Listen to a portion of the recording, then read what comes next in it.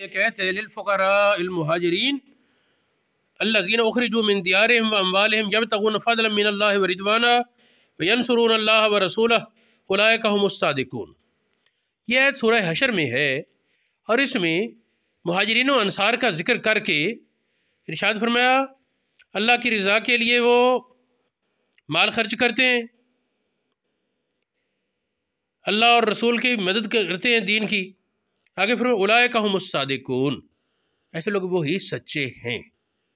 اب سوچئے جن کو اللہ پاک سچا کہہ رہا ہے ان کو کہنا جھوٹا، یہ تو خود بڑا جھوٹ ہے نا۔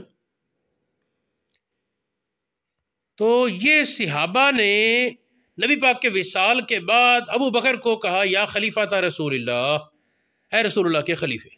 نبی پاک کے وصال کے بعد ابو بکر صدیق کو جملہ صحابہ نے رسول اللہ کا خلیفہ تسلیم کیا، سب کہتے ہیں یار خلیفۃ رسول اللہ۔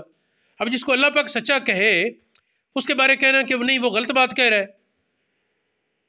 تو یہ بات کہنے والا خود جھوٹا ہے۔ جن کو اللہ پاک نے سچا کہا انہوں نے ابو بکر کو خلیفہ کہا رسول اللہ کا، جن کو اللہ پاک کہتا ہے وہ سچے ہیں، وہ ابو بکر کو کہتے ہیں خلیفہ رسول۔ تو پھر جن لوگوں نے آج یہ نکالا ہے خلیفہ تم بلا فصل فلاں فلاں، تو وہ ان کا مغالطہ ہے، وہ بات حقیقت پر مبنی نہیں۔ یہ سیر و اعلام النبلاء میں اور تاریخ دمشق میں اور بہت سی کتابوں میں یہ بات ابو بکر بن عیاش نام کے ایک عالم اکابرین میں گزرے، ان سے حوالے سے ہے، انہوں نے یہ آیت پڑھی اور یہ استدلال کیا من سماہ اللہ صادقاً، جس کو اللہ پاک نے سچا کہا فلیس یکذب، وہ جھوٹ نہیں بولے گا۔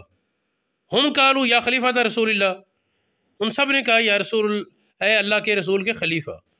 تو اس سے خلافت صدیقی پر یہ استدلال قرآن پاک سے، قرآن پاک کی کئی آیات سے اس مسئلے پر استدلال ہوتا ہے، لیکن ایک استدلال یہ اس وقت صحیح